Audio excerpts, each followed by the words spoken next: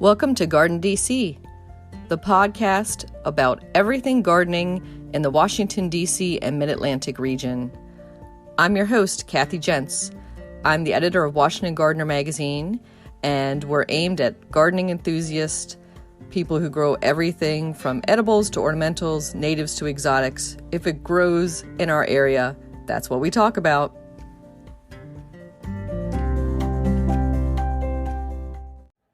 Welcome to episode 164 of the GardenDC podcast. In this episode, we chat with John Bogan, a retired Smithsonian botanist, all about begonias. The plant profile is on Salvia Black and Blue, and we share what's going on in the garden as well as some upcoming local gardening events in the What's New segment. We close out with The Last Word on Raspberries by Christy Page at the Food Gardening Network. This episode, we're joined by John Bogan. He is a retired Smithsonian botanist and a begonia enthusiast. Welcome, John. Hi, Kathy. Great to have you on, and we're going to be talking about all things begonias. And first, though, we want to talk a little bit about you, John, and your background. And we've known each other for years through GardenCom, the Garden Communicators Association, through a group you started, I think, called DC Tropics. That was a long time ago, yeah. Yes. Maybe we'll talk a little bit about that group, too. But we like to ask our guests on the GardenDC podcast, were they born with chlorophyll in their veins and a green thumb? I don't know about born, but I started at a pretty early age. So my father always had a vegetable garden, like going back to when I was like 4 or 5 years old. And he told me that I always wanted to be out in the garden working with him. And my mother always grew houseplants indoors. So I kind of got it, I guess, from both sides. And when you were helping in that vegetable garden as a child, did you enjoy it or did you consider it a chore? I actually don't remember, at least that early. Now, I will say that we had a bigger vegetable garden when I was a teenager, and that I hated. I mean, I hated it. I hated the weeding. I hated the digging. I hated the harvesting. The only thing I liked about it was actually eating the vegetables that we grew. So I guess that sweetened the deal a little bit. Definitely. And can you describe, were you growing up, I think, in Buffalo, New York? Yeah, so I grew up in a suburb, one of the southern suburbs of Buffalo, New York. The area is known as the South Towns. And I grew up in a fairly rural area. My family had moved from Syracuse to the Buffalo area when my father took a new job, and we lived pretty much in the middle of nowhere. It's a lot more developed now, but 50 years ago, it had been farmland previously, and there was still a lot of farmland around there, but there were also some old growth woods that I just found fascinating. And this was back in the days when you could wander around as like a 7 or 8 year old with no adult supervision, apparently. And I would just wander through the woods and see the wildflowers, and they were just so interesting. And I'm really not sure why I was so interested in them, but I was just fascinated by them, like the trilliums and the jack-in-the-pulpits, and I needed to know the names of all of them. So I guess I really was a budding botanist back then. Well, who wouldn't be fascinated by trilliums and jack-in-the-pulpits? They're such wonderful wildflowers. Yeah, you're lucky as a child to be able to have experienced them and to be, kind of, what do they call it now? A wild child or untethered. There's different words for it now. So from your childhood and your plant experiences, how did you transition to a career as a botanist? Well, it took a few turns along the way because I got involved in 4-H as a kid, and my 4-H club specialized in insects. So I actually ended up going into entomology in college. I started out in kind of general biology, ecology, evolution, that kind of thing, but it ended up in entomology. And I actually worked in an insect collection at Cornell University for several years after finishing my undergraduate. And it was only several years after that I decided to go back to school and get a master's degree in botany. And then with that degree, where did you go on to? When I finished my master's, I got a job offer at the Smithsonian, and that was 1991. And I stayed there for a little over 30 years. Wow. Yeah. It's great to hear about job security these days. Yeah, it is. I mean, especially now that I'm retired, I got to say that the pay, especially at the beginning, the pay wasn't great, but the benefits were good. And yeah, I really can't complain now that I'm retired. And There were parts of my job that I didn't love. I mean, I really liked my department. I liked the people that I worked with. I liked my bosses. I had a bunch of different roles within the department. I did some research work. I did a lot of collections management. I ended up doing a lot of data management. And the problem there was that I didn't really enjoy data management, but it was what I was good at. I can relate to that. So it was mostly computer and paperwork and not so much with the plants. Towards the end of my career, yeah. I mean, I worked with specimens. I mean, I worked with a lot of dead plants. But that's why I think I enjoy gardening so much, because it gives me a chance to work with living plants. And what does the Smithsonian do with the botanical information? Like, why does the federal government or the Smithsonian employ botanists? They're involved in a lot of different research projects. I mean, it's very much a research institution. The public doesn't really know much about the research wings of the Smithsonian, especially botany, because botany, there's no botany wing in the public parts of the museum. But the Smithsonian employs several people who collect plant specimens, who identify plant specimens, who study plants and publish about them, and also provides those resources to visitors from all over the world. I mean, a lot of research visitors come and use the collections of the Smithsonian, because the herbarium is one of the, I believe, top 10 in the world. And for those who come to DC and visit, you can get permission to get access, as John said, to some of those collections. I was a docent for several years at Natural History, and I got to see some of those behind the scenes. And it's fascinating what you don't see in the museum that's in those file cabinets and shelving and collections. There's so much more that's behind those displays. So, John, you are one of those lucky people that has 2 gardens to garden in. So let's talk first about your DC garden. Okay, I'm not sure I would consider that lucky at this point, because it's kind of twice the burden. Well, can you describe where you garden in DC, the climate, the soil, what you're growing? Yeah, so we've had our house in Washington since December 2000, and it's a row house, so it's a very small, modest house with, I guess you would consider it a big backyard by city standards, but the entire lot is only 20 feet across. So we are talking a very small garden. And for a long time, I gardened it very intensively. I tried a lot of different things. It was very challenging because it's on a hillside. So I had to deal with weird shade, because it was a north-facing hillside. So it got no sun for a lot of the year, and then blazing sun just for a couple of months in the middle of the summer. The soil, I'll tell you, was terrible. The area generally has very heavy red clay as its native soil. But in my case, the soil was amended with things like construction rubble and broken bricks and rusty nails and broken glass. So that was a challenge. I learned early on to always garden with gloves on. Because I can't tell you the number of times I cut myself. So it was a very small garden. I mean, when my husband and I bought this house in Rehoboth Beach, which is where I am right now, I really started neglecting the garden in Washington, because this is where I'm putting all of my time and energy now. I have a half-acre lot here, which is huge compared to what I had previously, and I'm replacing the lawn bit by bit with gardens. And your passion, I think, is tropicals? I've got a lot of passions. Lately, I've been getting a lot more into native plants. I've been adding a lot more native plants to my gardens, but what I want to do is I want to integrate native plants into a more, I wouldn't say a formal garden, but more of a fairly typical garden. I mean, I grow a lot of different things. A lot of the things that I grow are not native. A lot of the things that I grow are subtropical.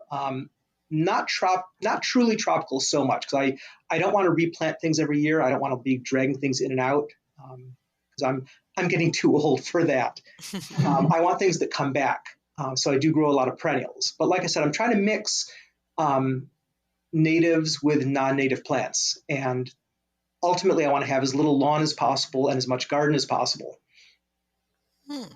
And so we had mentioned earlier that DC Tropics group, is that still active? Is it online? Is it a Facebook group? Well, we don't meet anymore as a group, which is kind of unfortunate, because I met a lot of really, really good people through that group. It sort of transitioned to a Facebook group eventually, and the name of the Facebook group is now Mid-Atlantic Tropics, because it's not really based in DC. It's based in like the entire Mid-Atlantic region at this point. So if anybody's looking for it on Facebook, you would find it under Mid-Atlantic Tropics. Great. And so let's transition to kind of the tropically plant we're talking about today. Can we call begonias tropical? I'm not sure. They certainly have that big, gorgeous leaf, and maybe some of them originate in tropical regions. So let's talk about first the begonias that we would first encounter as a home gardener or a houseplant person going to the garden center. And I think some of those common varieties. Well, first of all, the begonia family is a huge, huge family. And the interesting thing is that there's only 2 genera in the entire family. One genus is the genus Hillebrandia, and there's only 1 species, and it occurs in Hawaii, which is really weird. But all the rest of the species are in the genus Begonia. So the genus Begonia has about 1,500 species. It is one of the biggest plant genera in the world, and it is primarily tropical. There's a lot of subtropical species, and I would say that a lot of the begonias that people know as houseplants are probably from the tropical and subtropical regions. If you're growing them as houseplants, you might be growing like the people like to call them angel wing begonias. Those are some of the bigger begonias. They have kind of a big, almost bamboo-like stalk. The Begonia Society likes to call them cane-like begonias, because the stem it's almost like a cane. And that's a really popular group of houseplants. There's a lot of rhizomatous begonias. Those are begonias that generally don't produce an erect stem. They have a rhizome that creeps along the soil. And those, a lot of those come from, I would say, subtropical regions, not really tropical. There's things like the Rex begonias, which are a primarily Asian group. And that's just a huge group of hybrids that, and that's one of the begonias where some people can do great and some people just can't grow them. Now, if you talk about outdoor begonias, there's the common bedding begonias. They're the people call them wax begonias sometimes, or the semperflorens begonias, and that's a hybrid group that comes from a group of species in Brazil, primarily in South America. So where were we going again with that? Well, I think that was a great overview of some of what the begonias you would encounter and the major groups. And I think a lot of people are also familiar with that hardy garden begonia that can grow in the mid-Atlantic that is not native here, but it does reseed a bit. It's usually got that pinky type flower, and it maybe about if it's really happy, it will grow to about knee height. It usually likes to fill in dark, like moist crevices in a rock wall or along steps is where I usually see it in a shade garden. Yeah, so the begonia that you're talking about is Begonia grandis, and it's commonly known as the hardy begonia. And that's actually a pretty good name for it, because it's the hardiest begonia in a group that, like I said, is almost entirely tropical and subtropical. And one of my interests has always been things that are hardy that look like they shouldn't be. I'm interested in things that look tropical, but that, like I said, I don't want to be dragging them in and out every year, and I don't want to have to keep replanting them every spring. So I like things that come back, but I also like things that look tropical, and the begonias kind of fit that bill. So Begonia grandis, it's from China. but it's very, very widely cultivated all around the world. You actually can't grow it in the tropics because it needs that cold period in the winter when it does go dormant. Yeah, and I think that's important for people to know that it does go dormant, that, it's not an annual, that it's going to come back. And it pretty much is a prolific spreader by seed, I find. It does have a little bit of stoloniferous growth, I think, but it's really the reseeding that brings it back. Well, it grows from tubers. It produces a small tuber, and that's what overwinters. Now, what you're seeing as seedlings are actually it propagates vegetatively. It produces little bulbils. They're little propagules in the leaf axils, and those drop off and fall to the ground. And it's actually a method of asexual reproduction.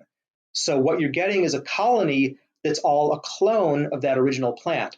The funny thing is I've had it go to seed in my garden, and it grows from seed easily. I can grow it indoors. If I sow the seeds in a pot, I get great germination. I have never once found it actually growing from seed in my garden. They've all come up from these little bulbils that fall off of the plants. And that's actually kind of a little mystery to me, because it's like, well, it produces good seeds and they're easy to grow from seed. Why doesn't it reproduce from seeds in my garden? And that's just one of those little mysteries. Well, I think it sounds like begonias are a great plant because they are prolific spreaders or reseeders or bulbal spreaders. I don't even know if there's a technical term for a bulbal spreader. But maybe we'll just jump right into propagation and then talk a little bit about begonia care after that. So aside from them spreading themselves around, how can we, as a begonia collector or somebody who might go to somebody else's house and see a beautiful begonia that we want to share, propagate that plant? Well, if you're talking about some of the more common house plants, a lot of them you can grow very easily from leaf cuttings. Now, if they produce a stem, you can often do them from a stem cutting. And with the angel leaf types or the cane-like begonias, those, for whatever reason, you cannot propagate those from leaf cuttings. The leaf will root and then never produce plants. So those you do have to propagate from stem cuttings. But most other begonias you can produce from a leaf cutting. And you can just take a leaf and stick it in I don't recommend putting it in water. A lot of people do. I just find it easier to just put it directly in soil. So put it in a bit of potting soil with a plastic bag over it and just keep it someplace bright but not in direct sun. And they'll put out roots and new little plants in no time. You can even cut the leaf into pieces, and you can usually get a new plant from every piece of the leaf. They're incredibly easy to propagate. I think that's one reason why begonias are so popular. And when you say place the leaf, are you talking about horizontally laying it on the soil or actually kind of vertically inserting it into the soil? It doesn't really matter. That's the funny thing. They're so easy to propagate. Now you can take the whole leaf and just stick the petiole in the soil, and it'll root and produce new plants. Or you can lay the entire leaf flat on the soil. This is a very old-fashioned way to do it. You lay it flat on the soil, and then you nick the veins, and it'll produce a new plant at each nick. But I find it easier to just cut the leaf into sections, and you just make these little leaf wedges. And as long as each section has one of the veins in it, you just stick it vein down in the soil, and it'll root and produce new plants. Yeah, so easy. And I think it's one of the best things as a pass along plant because you can literally mail that leaf to somebody, right? So Oh, absolutely, yeah. it can be off the plant for several days. It doesn't have to be like fresh cutting stuck right in. So like many succulents and other plants, you can actually share it by mail. Oh, yeah. Yeah, as long as it doesn't dry out, so you want to pop it into a plastic bag. You don't want it to get too hot, and you don't, because that'll cook it. You don't want it to freeze, and you want to keep it out of direct sun because that'll cook it. But yeah, they will last for days in a plastic bag, and sometimes they'll even start producing roots while they're in the plastic bag, with no soil, no water, anything. That is my kind of plant, John. Live without soil and care or anything. But yeah, you want to get it planted probably soonish once Yeah. it arrives. Yeah.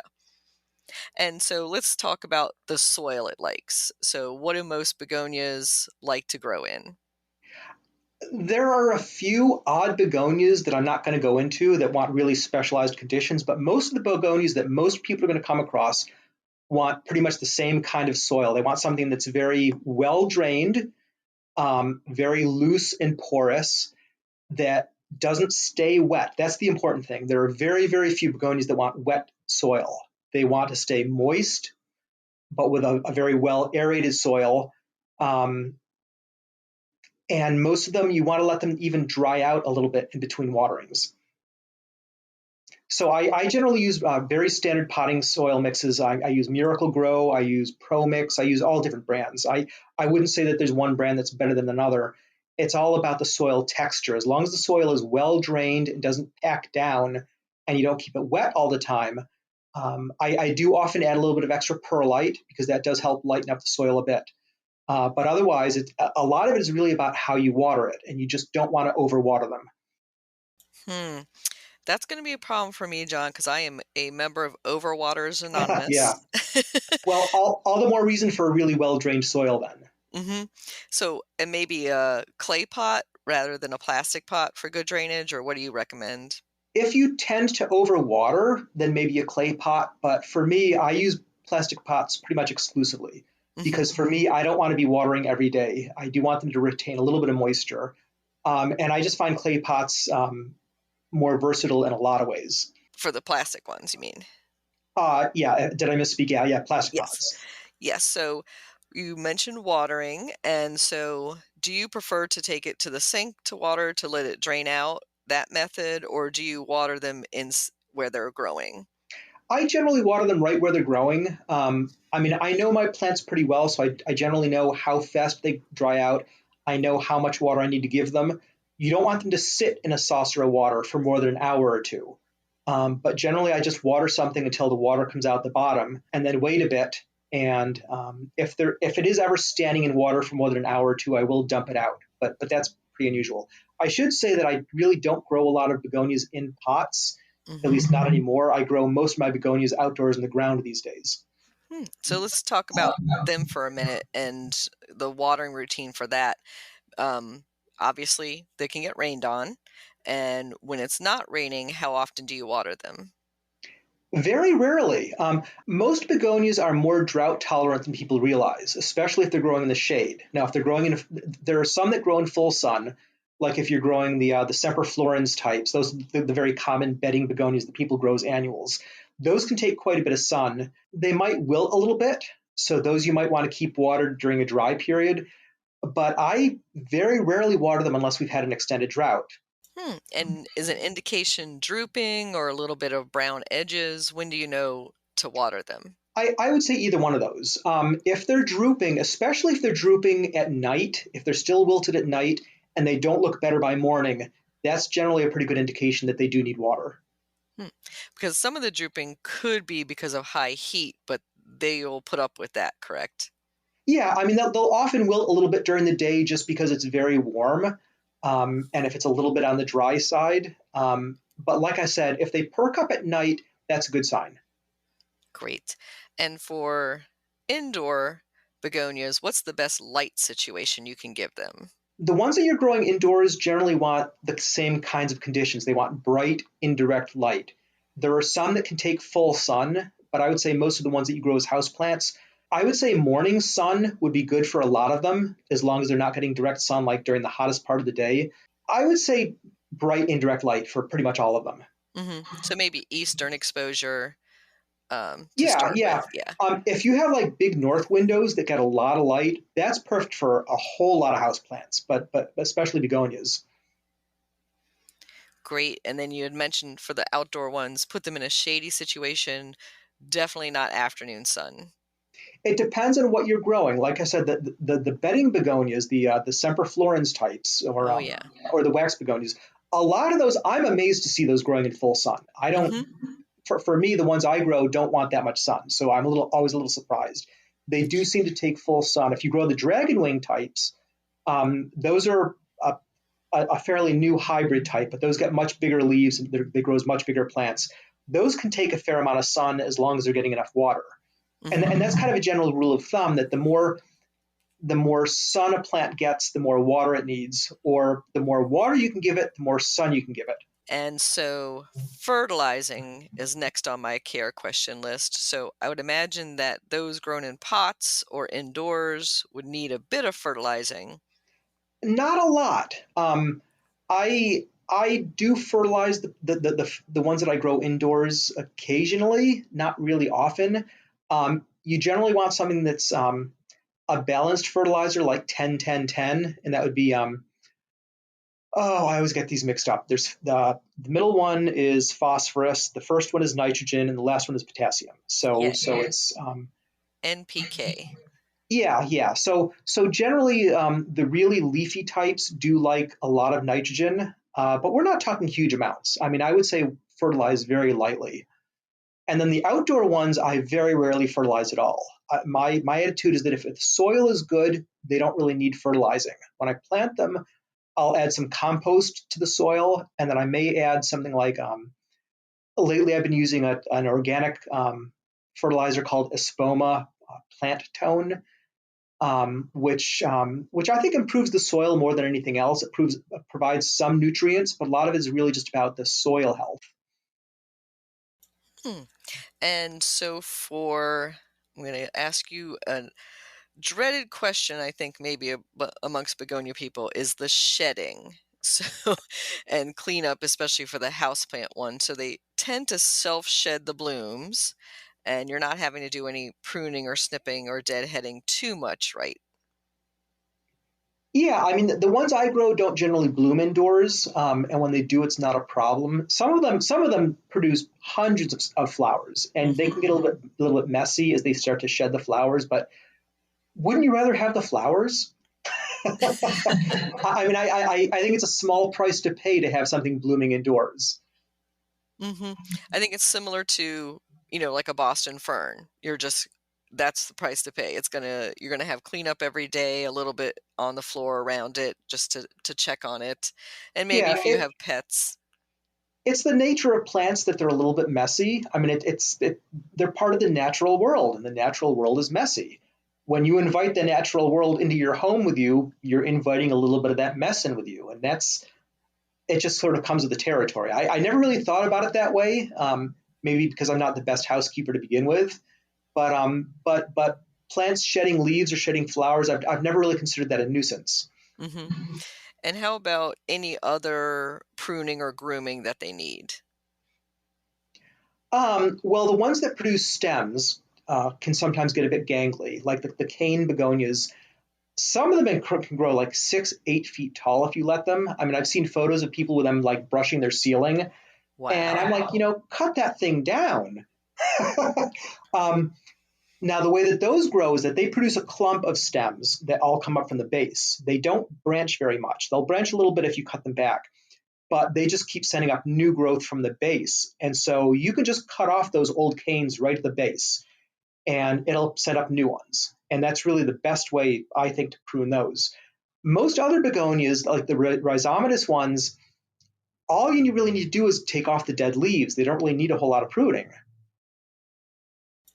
Yeah, that's what I was thinking is, if you see any brown tips or any actual dead leaf, just kind of edit those out, and then the rest is, pretty low maintenance.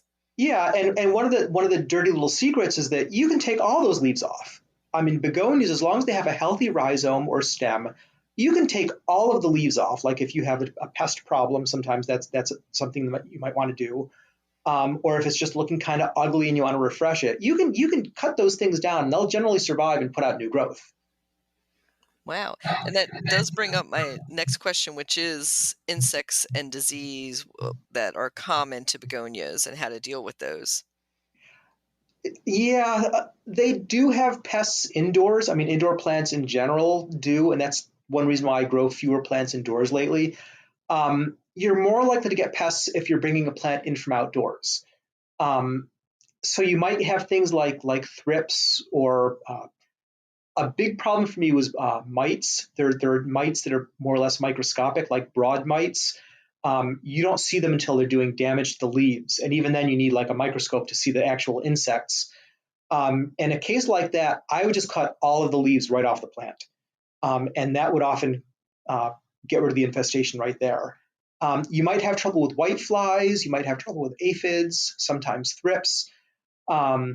Mildew, powdery mildew is probably one of the big ones. But outdoors, that's one reason why I like growing plants outdoors. Pests are very rarely a problem for me outdoors, especially on begonias. So I got to say, grow the plants outdoors.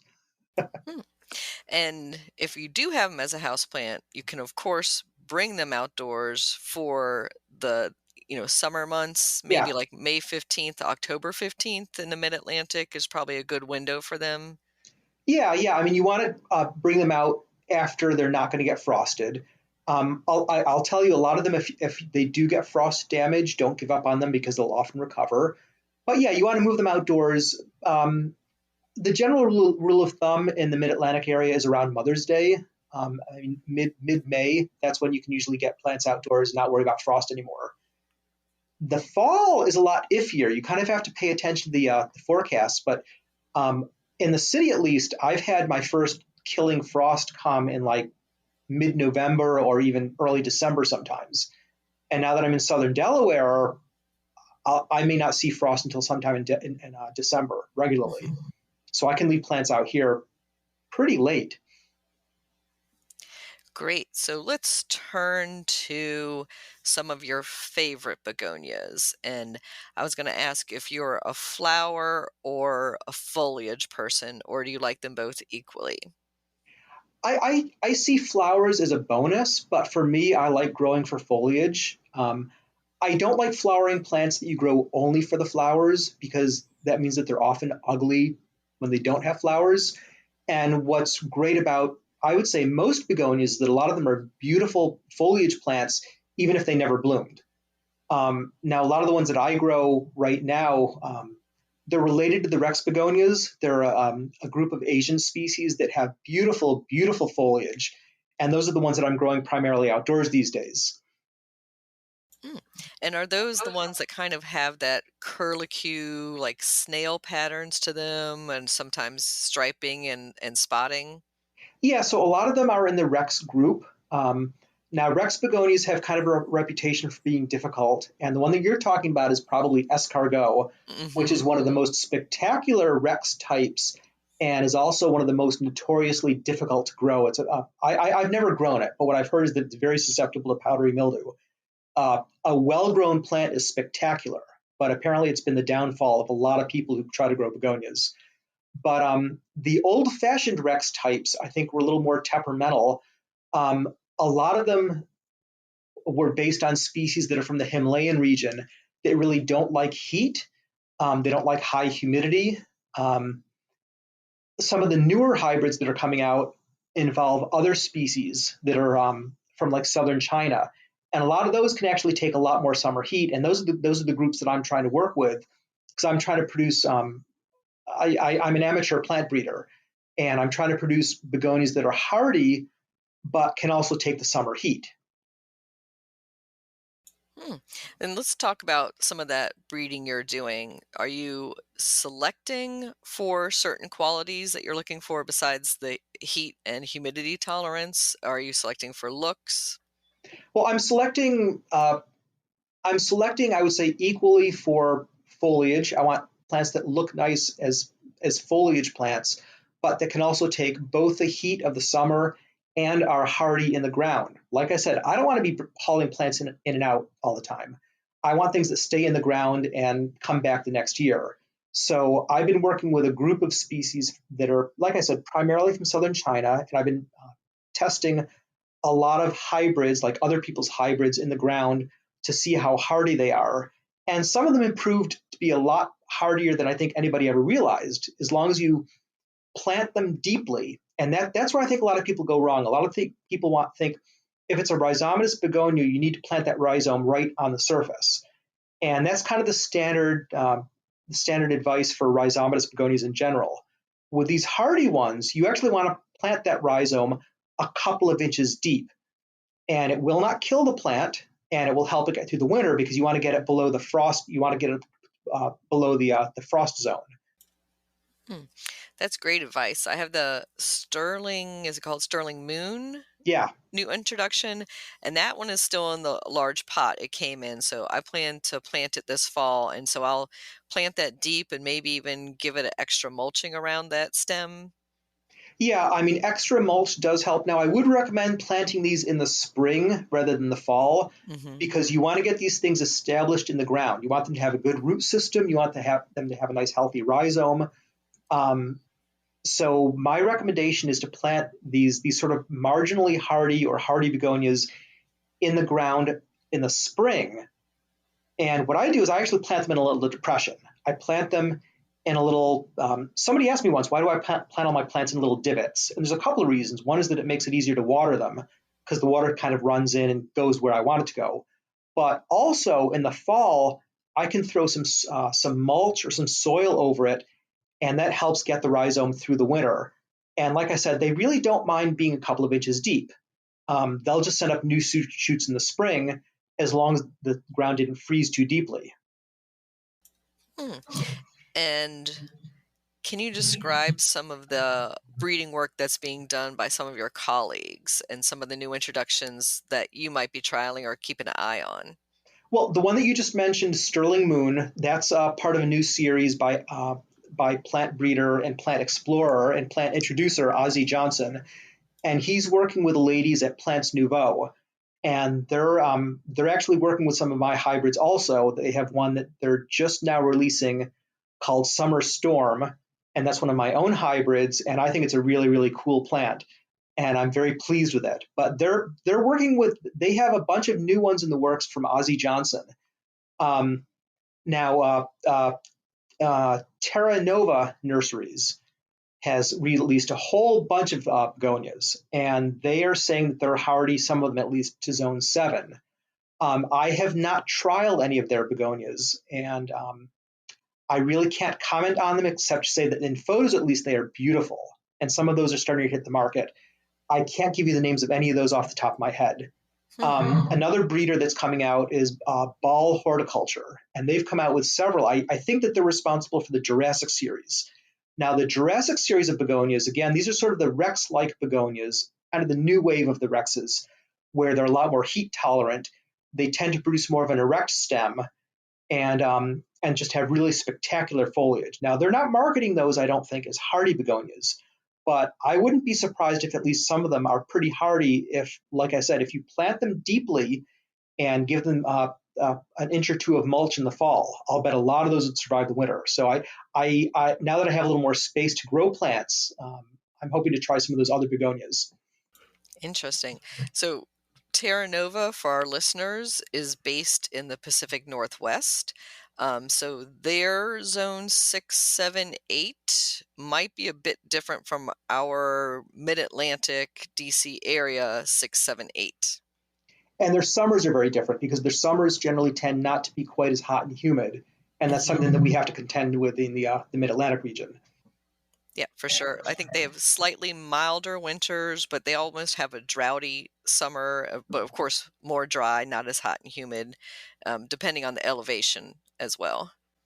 So let's talk about some begonia relatives and begonia maybe companions. So maybe start with what are great plants to grow with begonias? Pretty much anything that likes bright shade. I think that ferns go really, really well with begonias. And I especially like some of the maidenhair ferns, some of the adiantum species, because they have this beautiful, very fine, lacy foliage. And I think it's a really, really nice contrast to almost any begonia, because the begonias tend to be very big, very bold leaves, and often have a lot of flashy colors, or at least a lot like silver splashing. And I think that ferns in general just provide a really, really nice contrast to that with much finer, more uniformly green foliage. Hostas need pretty much the same conditions as a lot of the outdoor begonias, so I think that hostas are generally good companions. Although I think they might compete a bit in the foliage arena. Yeah, I think that's true, especially if you got the same tones of hostas, say like a blue-green with a bluish or steel-colored begonia. They could kind of play off each other, or you could go the opposite, and do a guacamole toned hosta and compete that or contrast that with the begonia leaves. Mm-hmm. And so some begonias I've been seeing are being bred for really dark foliage, like Oh yeah. almost black. What do you think about that? I have kind of mixed feelings about it. They can look a little bit depressing to me, but on the other hand, they're such a bold contrast to other plants. I think that if they were played up, especially against something like a nice bright green fern, I think something like that, just the contrast would work really, really well. But one of these days, I'm gonna plant a garden that's just all dark plants and see how it works. But then just have a few little things here and there, like a little pop of bright color or a pop of something bright green. And it would either be a work of genius or everybody would hate it. It would be one or the other. I'm not sure which. Yeah, I agree. I think sometimes the dark foliage could be a great foil and contrast for texture and stuff. But a lot of times, especially in the outdoor garden, when you're not talking as a house plant or in a terrarium or something, it kind of just disappears. You just don't really even see it. Yeah. Especially obviously in a shade garden. They're going to be really recessive to the eye there.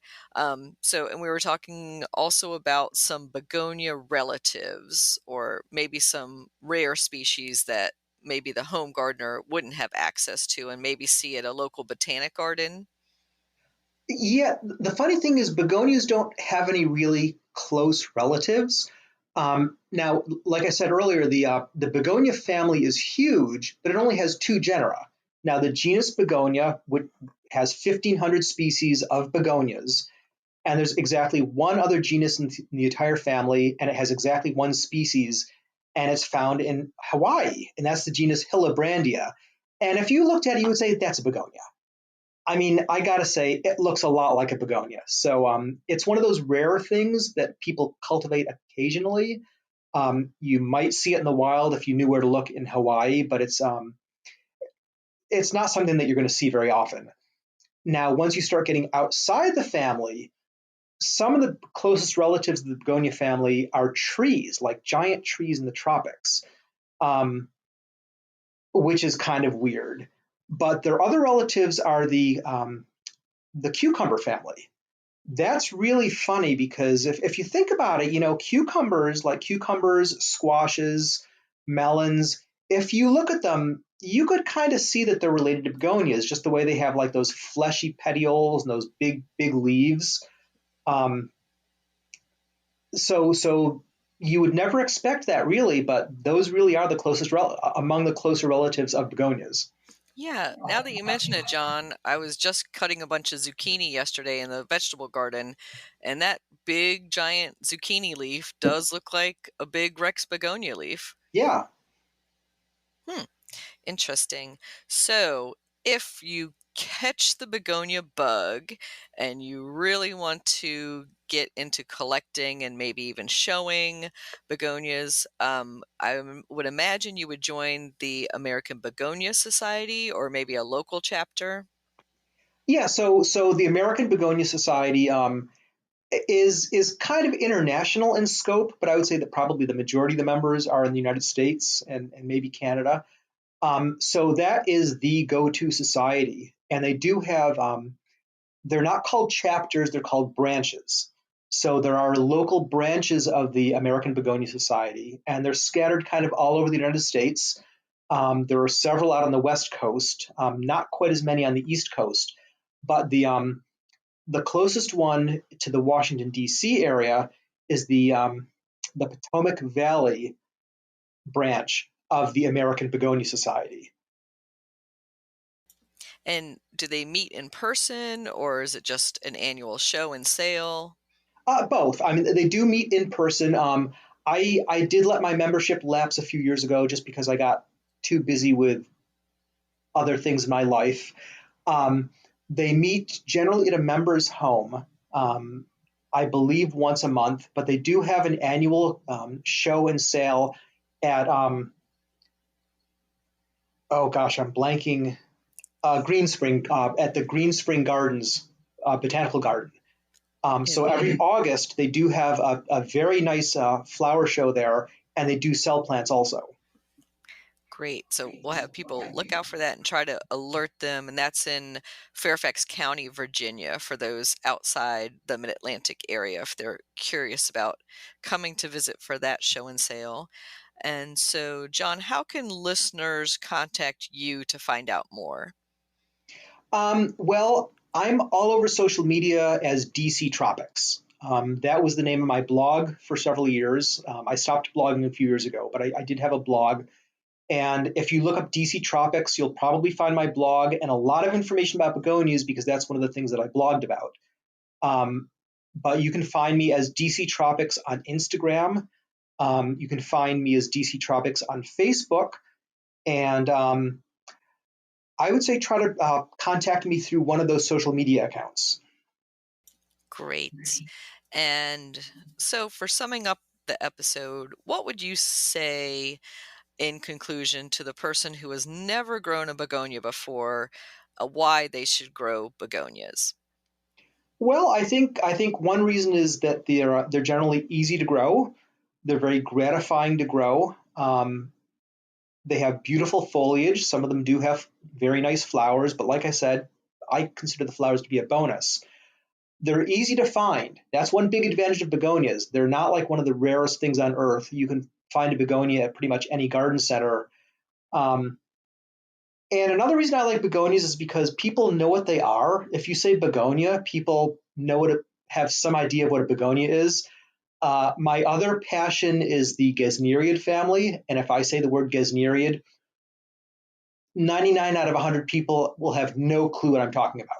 So it's kind of gratifying to talk about begonias and have people know what I'm talking about or what I'm growing. Wonderful. Well, thank you so much, John, for sharing your begonia knowledge and passion. And maybe we'll have to have you come back sometime soon to talk all about the Gesneriid family, because I am an African violet collector myself. Okay, well, thank you, Kathy.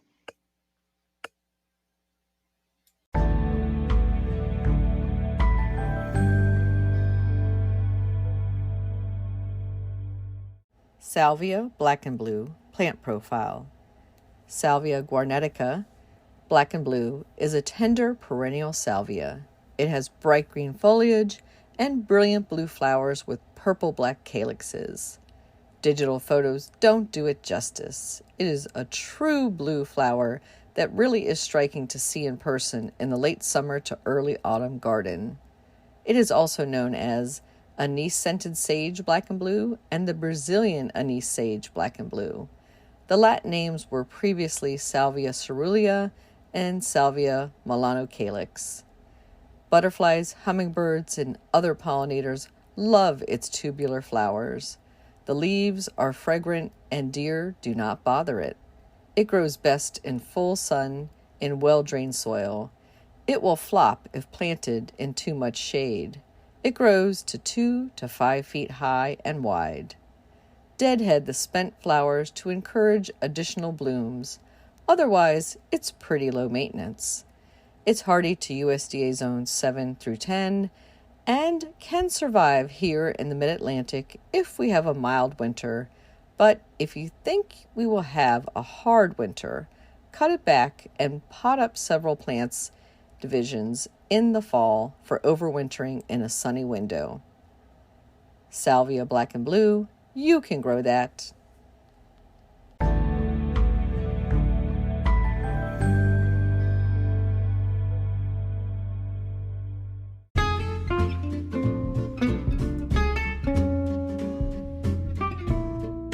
What's new in the garden this week?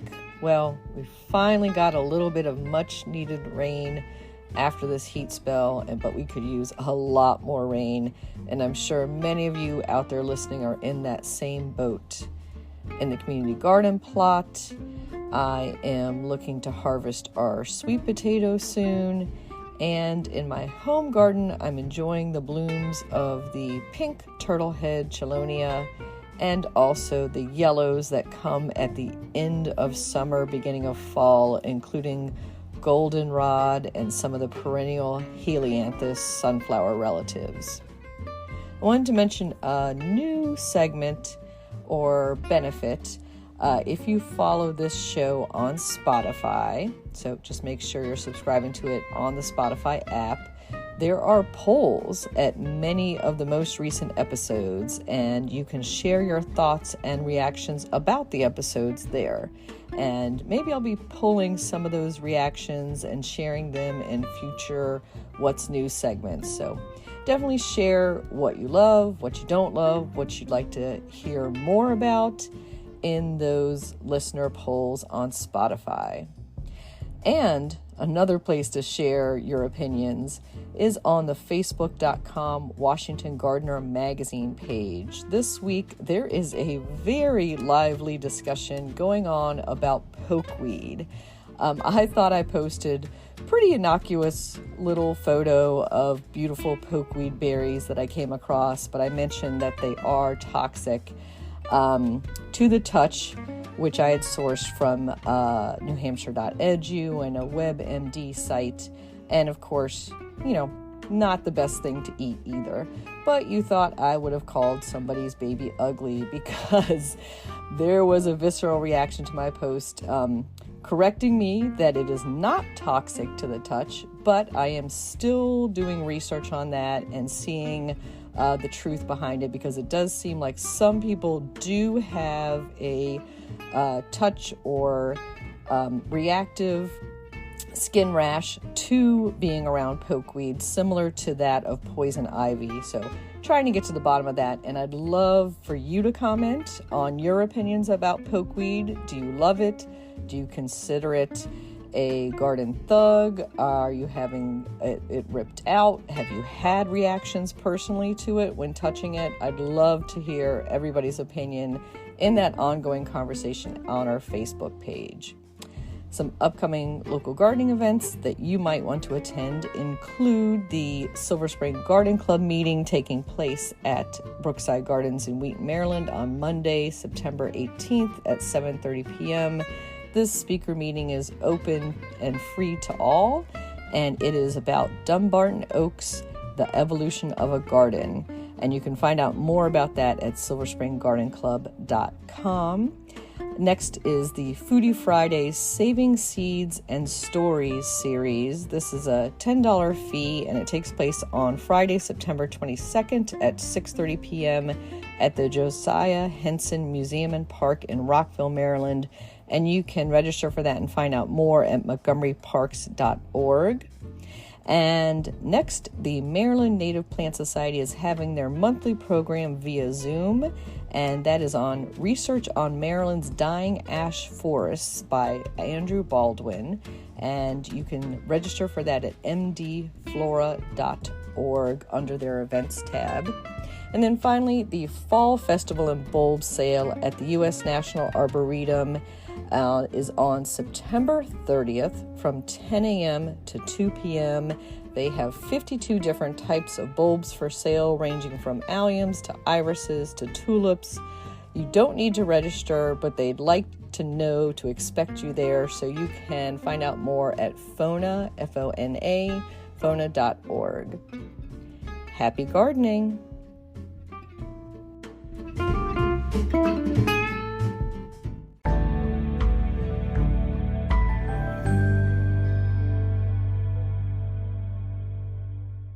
In the new book, The Urban Garden by Kathy Jentz and Terry Spade, you'll find dozens of inspiring and creative ways to grow flowers, shrubs, vegetables, herbs, and other plants in small spaces and with a limited budget. Whether you want to grow on a balcony, rooftop, front stoop, or a tiny urban patio, turn your growing dreams into reality and build a gorgeous and unique garden that showcases your personal style while still being functional and productive. With the ingenious ideas and resourceful tactics found here, you'll be maximizing yields and beauty from every square inch of your space while also making a lush outdoor living area you'll crave spending time in. Whether you're growing edible plants or beautiful flowers, the 101 amazing growing ideas found in the Urban Garden will turn your tiny urban yard into a treasure trove of green you'll be proud to share with family and friends.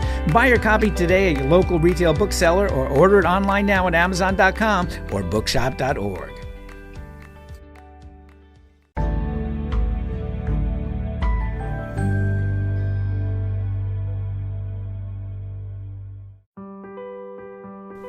Get low-maintenance alternatives to lawns with the new book Ground Cover Revolution by Kathy Jentz. Reducing the lawn is among the biggest trends in homeownership, with an endless stream of homeowners looking for an eco-friendly alternative to a traditional, everyday grass lawn. In the last few years alone, over 23 million American adults converted part of the lawn to a natural landscape, and now are looking to do even more. The biggest challenge to adopting this new ideal of the perfect lawn is knowing how and when to replace your turf and which plants are the best ones for the job. Ground Cover Revolution is here with all the answers you need. Included are 40 in-depth profiles of plants that are perfect choices for replacing a grass lawn. There are options for sun, for shade, for dry and wet sites, and for various climates around the globe. There are choices that bloom, options that are evergreen, and selections that are deer-resistant. Author Kathy Jentz has also included an incredibly useful chart that gives you all the details on each of the 40 choices for quick reference and to make your ground cover selection process even easier. Whether you want to replace the entire lawn or just reduce the amount of land dedicated to turf, Ground Cover Revolution will help you usher in a new and improved idea of what a beautiful lawn should be.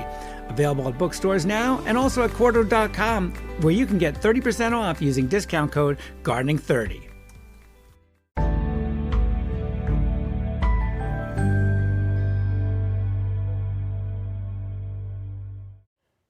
This is The Last Word on Raspberries by Christy Page at Food Gardening Network. I am definitely a berry girl, and raspberries are at the absolute top of my list. Part of it is the sweet, juicy goodness, and some of it is the memories that they conjure. Growing up, my grandparents had a ton of raspberry bushes in their backyard. All summer long, my cousins and I would feast on these berries. Now, technically, we were not supposed to eat all of them, and I'm sure my grandparents wanted a few for themselves, but every time I was there, I was drawn to those bushes and the warm, sweet berries. My sticky hands always betrayed what I had been up to, but my grandmother would chuckle and my grandfather would joke that one of these days I would turn into a raspberry. When I finally had a yard large enough to garden in, the first request was for a raspberry bush.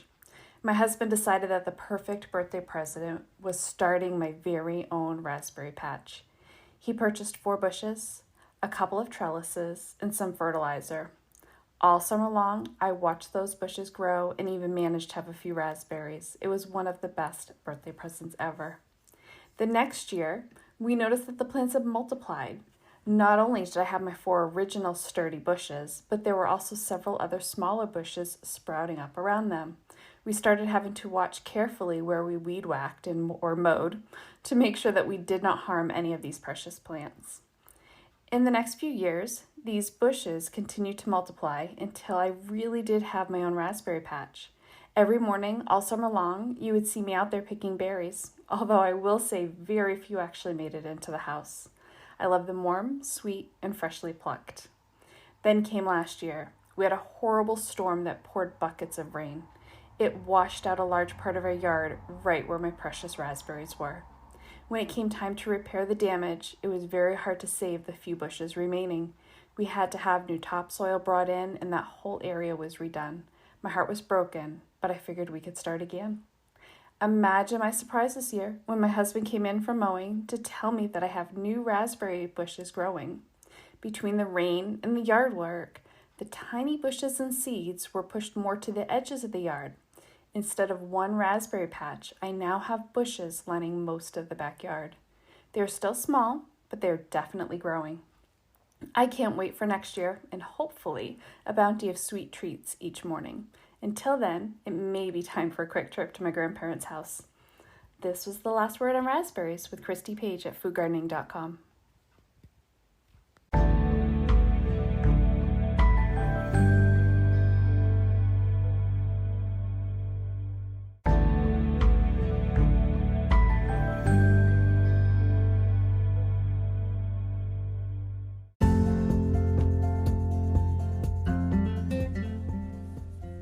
Thank you for listening to GardenDC.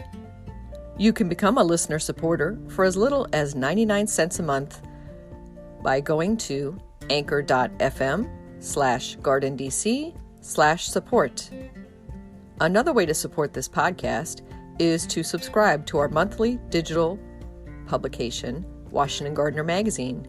To do so, go to WashingtonGardener.com. Thank you.